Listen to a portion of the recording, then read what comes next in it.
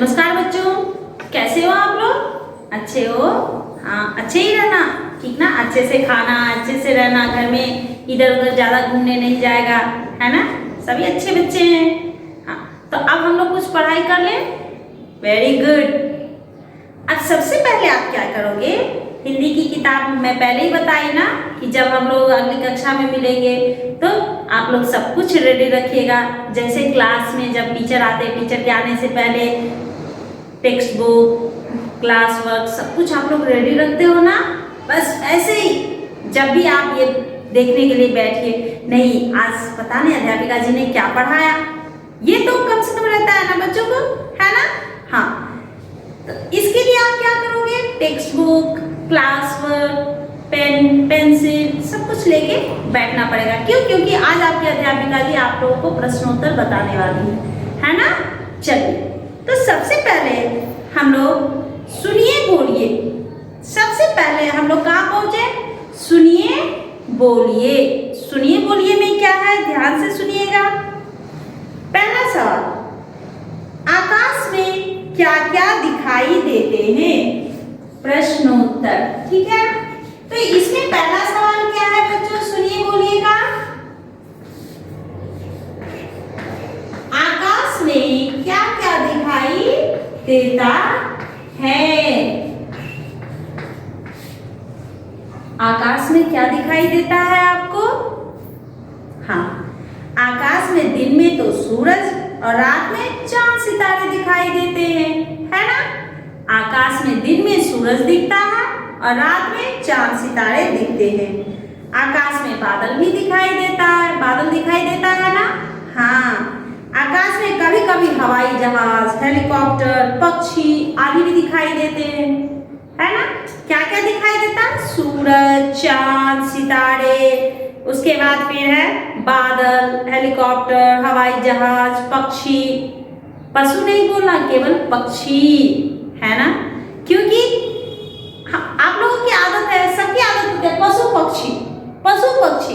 पशु यानी जानवर, पक्षी यानी चिड़िया जो आसमान में उड़ता। अभी आप लोग कहोगे क्या टीचर पतंग भी दिखाई देता है? हाँ, सही बात है, अभी आप लोग को पतंग भी दिखाई देगा। क्यों? क्योंकि वो भी तो आसमान में उड़ता है, उसे हम लोग नीचे नहीं खेल सकते ना, उसे तो आसमान में ही उड़ाते हैं, इसलिए हमें पतंग भी आसमान में दिखाई देता है ना। हाँ, तो इस सवाल का जवाब क्या लिखोगे कि हमें आसमान में चांद, तारे, सूरज, बादल, हवाई जहाज, हेलीकॉप्टर, पतंग, पक्षी इत्यादि दिखाई देते हैं। इत्यादि या फिर आदि, ये दोनों में से कुछ भी एक आप इस्तेमाल कर सकते हो, ठीक है। अब चलिए आगे बढ़ते हैं। तुम्हें चांद कैसा लगता है बताइए। ये तो आपको अपना विचार बताना है, अध्यापिका जी को कैसा लगता है वो बताएंगे, आप अपना बताओगे, है ना। तो ये भी आप उनसे लिख सकते हो कि आपको चांद कैसा दिखता है। मुझे तो चांद बहुत सुंदर दिखता है ना। तो आप जवाब में लिख सकते हो कि मुझे चांद बहुत सुंदर दिखता है। और सब लोग ध्यान से सुनिएगा, चंदा को सब लोग चंदा मामा कहते हैं। चंदा मामा आओ ना कहते ना। मम्मी लोग भी घर में आप लोगों को देखते होंगे कि छोटे बच्चों को सुलाती है, वो गाना गाकर राइम्स है वो बच्चों को सुनाया जाता है ना।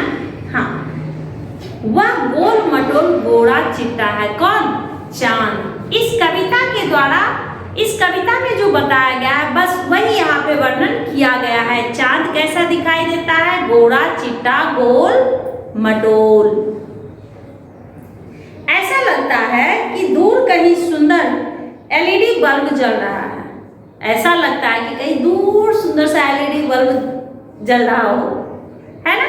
अभी आप लोग देखोगे कि जब पूर्णिमा की रात होती है, आप ध्यान देना कि आप जब घर के बाहर निकलते हो, अगर लाइट नहीं भी है तो भी आप देखोगे पूरा रोशनी छाया हुआ है। तो ऐसा प्रतीत होता है कि चांद जो है वो किसी एलईडी बल्ब से कम नहीं है, उसकी रोशनी इतनी तेज। अब आप सोच सकते हो कि वह आसमान में उतनी ऊंचाई पर रहकर वो जब नीचे धरती पर इतनी रोशनी फैला सकता है, अगर वो नीचे आता तो कितनी रोशनी हो जाती, है ना। तो हम लोगों को भी चांद की तरह बनना है, दूर से ही रोशनी दे देना है। नजदीक आने की आवश्यकता भी नहीं है, दूर से ही इतनी जगमगाहट हो जाएगी कि लोग हमें कहेंगे कि हाँ देखो कि वो कितना अच्छा बच्चा है ना। हाँ चलिए अब हम लोग आगे बढ़ते हैं। अगला सवाल, अगर सूरज चांद तारे नहीं होते तो क्या होता? अगर सूरज नहीं होता, चांद नहीं होता, तारा नहीं होता तो क्या होता? सूरज के बिना दिन ना होता। सूरज के बिना दिन होता नहीं। मान लीजिए कि एक दिन बादल छाया हुआ आसमान में, सूरज नहीं निकलता है तो कितनी बेचैनी हो जाती है ना। ऐसा महसूस होता है कि अभी रात ही है, दिन भी रात की तरह दिखता है कि नहीं। हाँ, फिर चांद के बिना चांदनी रात ना होती। चांद अगर ना निकले तो चांदनी रात ना होती, पूरा अंधेरा दिखता, काली रात दिखती। तारों के बिना आकाश की सुंदरता ना होती, और तारे अगर आकाश में दिखाई ना दे, आकाश अच्छा दिखता ही नहीं है, वो खूबसूरत दिखेगा ही नहीं। दुनिया जो है वह नीरस होती है। नीरस यानी बिना किसी रस के, जैसे बोलते हैं ना खाना खाते हैं अच्छा नहीं लगा, बेस्वाद लग रहा है, वैसे जीवन नीरस हो जाता है, यानी कि उसमें कोई रस नहीं, कोई खुशी नहीं, कोई उल्लास नहीं, वैसा हो जाता है। अंधकार में सब डूब जाता, अंधेरे में सब खत्म हो जाता, डूब जाता यानी सब खत्म हो जाता। ठीक है, अब हो गया, सुनिए बोलिए, आप लोगों का हो गया 3 सवाल 3 जवाब। ठीक ना, शायद आप लोग आसानी से इसे लिख सकते हो बिना किताब की मदद से। अपने ओन से लिखना, अपने विचार प्रकट करना है ना। चलिए अब आगे बढ़ते हैं। पढ़िए में क्या दिया हुआ है कि आप पहने हुए हैं कुल आकाश के माध्यम से लड़की कहना चाहती है कि चांद तारों से जड़ी हुई चादर ओढ़कर बैठा है। चांद तारों से जड़ी हुई चादर ओढ़कर बैठा है। चांद की पोशाक चारों दिशाओं में फैली हुई है। चांद की पोशाक चारों दिशाओं में फैली हुई है। आप किसे सही मानते हैं? अब इसमें दोनों वाक्य जो है वो सही ही है।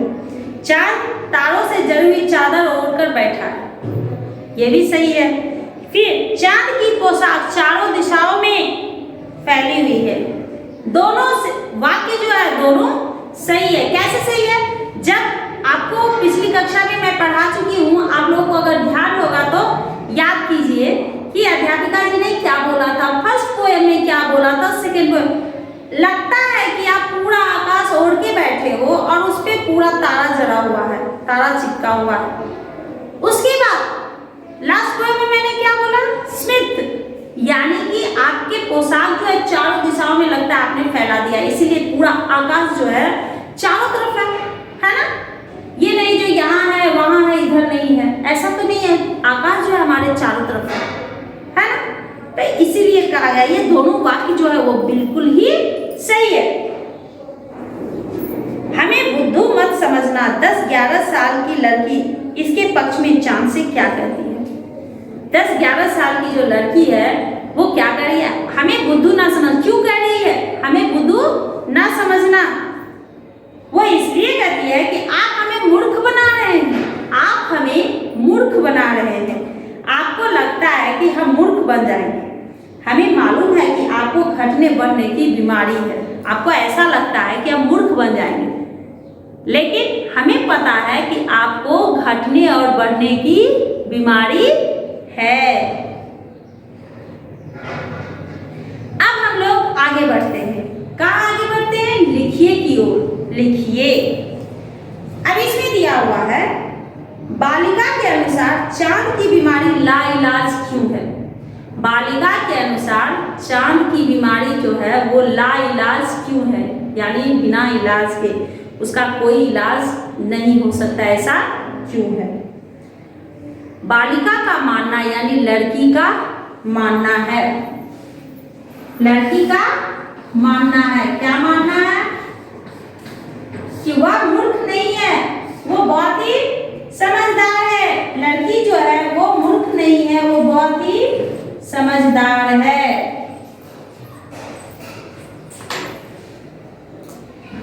चांद की बीमारी जो है वह बहुत पहले से है। यह बीमारी उसकी आदत बन गई है। यह बीमारी जो है वह उसकी आदत बन गई है।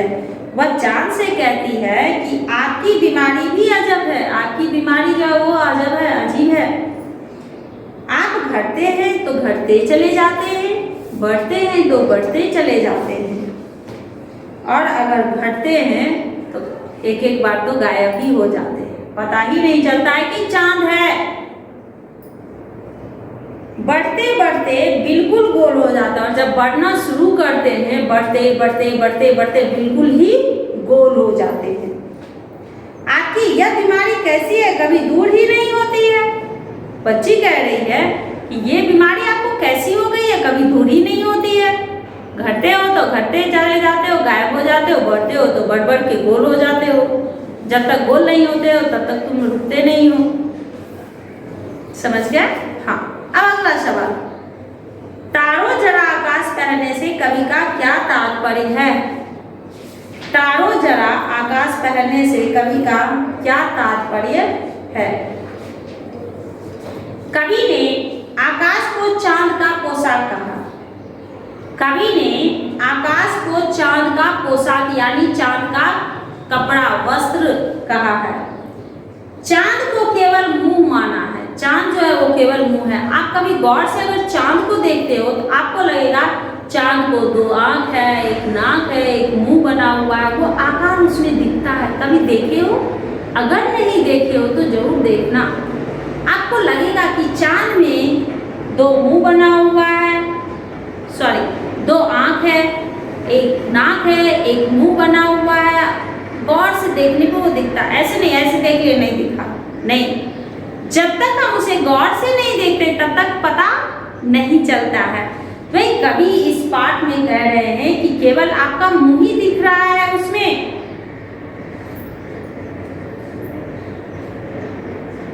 आकाश में चांद के चारों ओर तारे दिखाई देते हैं। आकाश में चांद के चारों तरफ केवल तारा ही तारा नजर आता है। इसलिए उसकी कल्पना है कि पूरा आकाश चांद का पोशाक है। इसलिए वो बच्ची कल्पना कर रही है, सोच रही है कि शायद चांद ने पूरा आसमान ओढ़ लिया है, पूरे आकाश को पहन लिया है, और उसके पोशाक में तारे जले हुए, और उसके पोशाक में क्या जले हुए? तारे। अब अगला सवाल है, एक 10-11 वर्ष की बालिका चांद के स्वरूप के विषय में क्या सोचती है? चांद के रूप के विषय में वह बालिका क्या सोचती है? 10-11 साल की बच्ची चांद से बातें कर रही है। 10-11 साल की बच्ची जो है वह चांद से बातें कर रही है। वह कहती है आप तो गोल मटोल है। वह कहती है कि आप तो गोल मटोल हैं, लेकिन तिरछे दिखते हैं, लेकिन तिरछे दिखते हैं। पूरा आकाश आपका पोशाक है। पूरा आकाश जो है वो आपका पोशाक है, यानी वस्त्र है, कपड़ा है। पोशाक, पोशाक यानी वस्त्र, पोशाक यानी वस्त्र।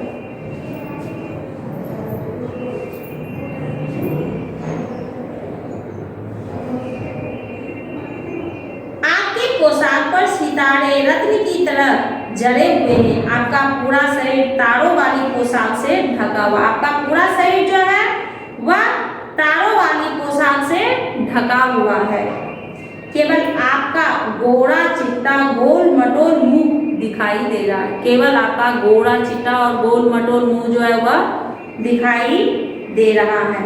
आप मुंह खोले मेरी ओर देख रहे हैं। आप मुंह खोलकर मेरी ओर देख रहे हैं, मुझे देख रहे हैं। किसे? उस छोटी सी बच्ची को। ना जाने क्यों आप कुछ टेढ़े नजर आते हैं। ना जाने क्यों आप कुछ टेढ़े नजर आते हैं, तिरछे नजर आते हैं। टेढ़ा यानी तिरछा। मान लीजिए मैं ऐसे नहीं, ऐसे खड़ी हूं तो क्या हुआ? तिरछा, टेढ़े खड़े हैं, सीधे नहीं खड़े हैं, तिरछे खड़े हैं। मैं समझ गई आप हमें मूर्ख बना रहे हो। बच्ची कहती है, छोटी सी बच्ची कहती है, मैं समझ गई कि आप मुझे मूर्ख बना रहे हैं। आपको लगता है कि हम मूर्ख बन जाएंगे? क्या आपको लगता है कि हम मूर्ख बन जाएंगे? हमें मालूम है कि आपको घटने बढ़ने की बीमारी है। वो बच्ची कह रही है, हमें मालूम है कि आपको घटने बढ़ने की बीमारी है। यह बीमारी भी अजब है, आप घटते हैं तो घटते ही चले जाते हैं, घटते घटते गायब ही हो जाते हैं, फिर बढ़ते हैं तो बढ़ते ही चले जाते हैं, बढ़ते बढ़ते बिल्कुल गोल हो जाते हैं। आपकी यह बीमारी कैसी है?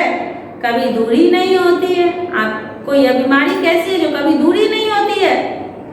हमेशा हर महीने वैसे ही रहता है कि घटते हैं तो घट घट के खत्म हो जाते हैं, बढ़ते हैं तो बढ़ते रहते हैं जब तक कि वो गोल ना हो जाए। अब इसमें दिया गया है, बच्चों ने चांद से गप्पे किस दिन लगाई होगी? इस कविता में आई बातों की मदद से अनुमान लगाइए और उसका कारण भी बताइए। ये आपको करने के लिए नहीं है। अब हम लोग आगे बढ़ते हैं। कुछ लोग बड़ी जल्दी चिढ़ जाते हैं। यदि चांद का स्वभाव ही आसानी से चिढ़ जाने का हो तो वह किन बातों से सबसे ज्यादा चिढ़ेगा? चिढ़कर वह उन बातों का क्या जवाब देगा? अपनी कल्पना से चांद की ओर से दिए गए जवाब लिखिए। आपको खुद से यह करना है कि आप कल्पना कीजिए कि अगर मैं किसी चीज से, किसी बात से चिढ़ जाता हूँ तो चांद को भी तो गुस्सा आया होगा, और मान लो लड़की की वह किसी बात पे चिढ़ गया तो वह क्या जवाब देगा या फिर वो क्या करेगा? चांद कभी कभी गोल और तिरछे दिखने की बात, इस पर वह चिढ़ जाएगा। मैं गोल दिखता हूँ, कभी कभी तिरछा दिखता हूँ, तो उनको गुस्सा। चिढ़कर वह जवाब देगा कि मुझे भगवान ने ऐसा ही बनाया है, मुझे भगवान ने ऐसा ही बनाया है, इसलिए तुम मुझ पर नहीं भगवान पर हंस रहे हो। घटना बढ़ना मेरा स्वभाव है, घटना बढ़ना उनका स्वभाव है, उन्हें भगवान ने बनाया है कि तुम ऐसे ही घटोगे फिर बढ़ोगे, जैसे सूर्य भगवान। अब सूर्य भगवान तो ना घटते ना बढ़ते हैं, एक ही आकार में रहते हैं ना, लेकिन चंदा वो घटता है और बढ़ता है, इसमें उसकी क्या गलती है? अब हम लोग और आगे बढ़ते हैं। सबसे पहले आ जाते हैं सृजनात्मक अभिव्यक्ति। सृजनात्मक अभिव्यक्ति इसमें क्या है कि यदि कोई सूरज से गप्पे लगाए तो वह क्या लिखेगा? अपनी कल्पना से कविता के रूप में लिखे। जिस तरह से चंदा से बात करके वो बच्ची लिखी कविता, वैसे ही अगर उसके जगह पे आप होते और सूरज से बातें करने का मौका मिलता तो आप क्या करते? आप उसके ऊपर कैसे कविता लिखते? तो आप ऐसा कीजिएगा कि चांद का देख करके वैसे ही कोशिश कीजिएगा कि खुद से सूरज की कविता लिख सके। चांद के जगह पे सूरज दीजिएगा, लेकिन हाँ इस बात का ख्याल है चांद रात में निकलता है और सूरज दिन में निकलता है। चांद जब निकलता है तो पूरे आसमान में तारे नजर आते हैं, लेकिन सूरज के समय तारे नजर नहीं आते हैं। तो इसका आप लोग ख्याल रखोगे। और सूरज घटता बढ़ता नहीं है, चांद घटता है तो घटता चला जाता है, गायब हो जाता है, लेकिन सूरज ऐसा नहीं होता। हाँ आप उनके बारे में लिख सकते हो, सुबह जब होती है तो वो लाल दिखते हैं, धीरे धीरे उनकी रोशनी जो है वो तेज होती जाती है ना। सुबह में आप उठोगे, सुबह आप उठिए, जब सूर्योदय होता है उस समय आप देखोगे तो सूरज आप सही तरीके से देख सकते हो। लेकिन क्या आप दोपहर में, आफ्टरनून में क्या आप सूरज को देख सकते हो नजर मिला के? कभी देखने की कोशिश कीजिए, नहीं देख सकते। उसकी रोशनी जो होती है बहुत तेज होती है, यानी तीव्र होती है, इसलिए आप उसे नहीं देख सकते हो। आज का होमवर्क आप लोगों का रहा रीड लेसन 5। इस पाठ को आप लोग रीड कीजिएगा, यानी कि पढ़ने की कोशिश कीजिएगा। अगर आप कोशिश नहीं करोगे तो फिर ये कविता पढ़ने के लिए नहीं आएगा, ठीक है। आप लोग पढ़ते समय पेंसिल लेके अंडरलाइन जरूर कर लेना, ठीक है, क्योंकि कभी भी कोई भी परेशानी होगी तो आपकी अध्यापिका जी आप लोगों के साथ हैं, है ना। पढ़िएगा तब तो हम मदद करेंगे, नहीं पढ़ेगा तो कोई भी मदद नहीं कर सकता है। आपको पहले खुद की मदद करनी होगी, है ना बच्चों। चलिए अब हम लोग अगली कक्षा में मिलते हैं, ठीक है। धन्यवाद बच्चों।